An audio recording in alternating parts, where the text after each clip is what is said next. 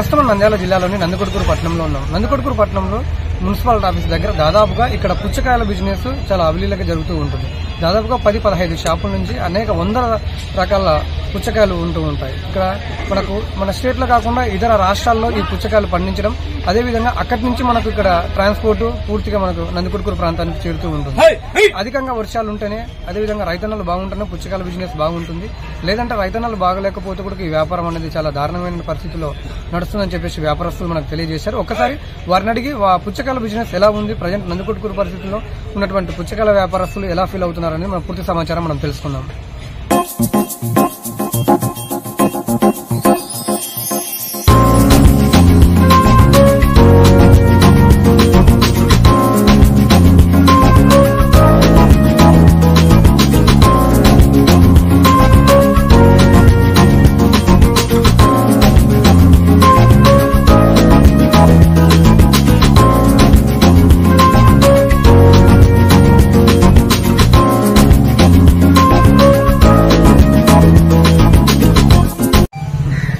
నమస్కారం అండి, నా పేరు మహమ్మద్ రఫీ. చదువుకుంది MBA.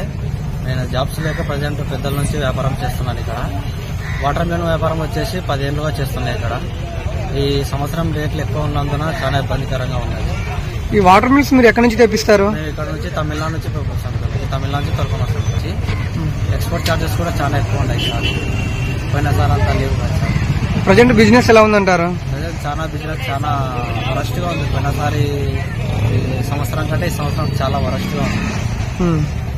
అంటే ఇక్కడ మనకి పుచ్చకాయలు లోకల్లో మనకు దొరకవా? పుచ్చకాయలు లోకల్లో దొరకవు, పండవు.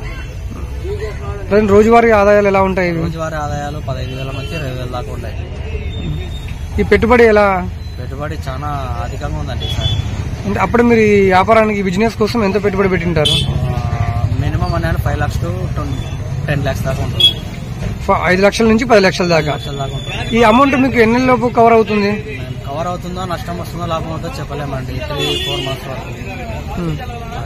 అంటే ఇది మీరు MBA చేశారంటున్నారు కదా, ఈ వ్యాపార రంగంలోకి రావాలనే ఆలోచన ఎలా వచ్చిందంటారు?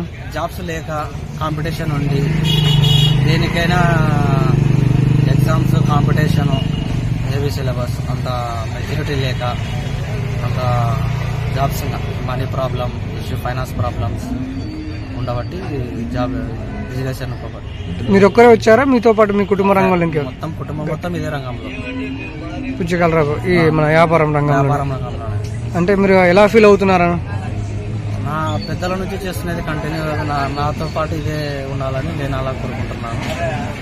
జాబ్స్ అనేవి competition, heavy competition jobs, morning to night వరకు ఇవి వల్ల అవసరం లేదు.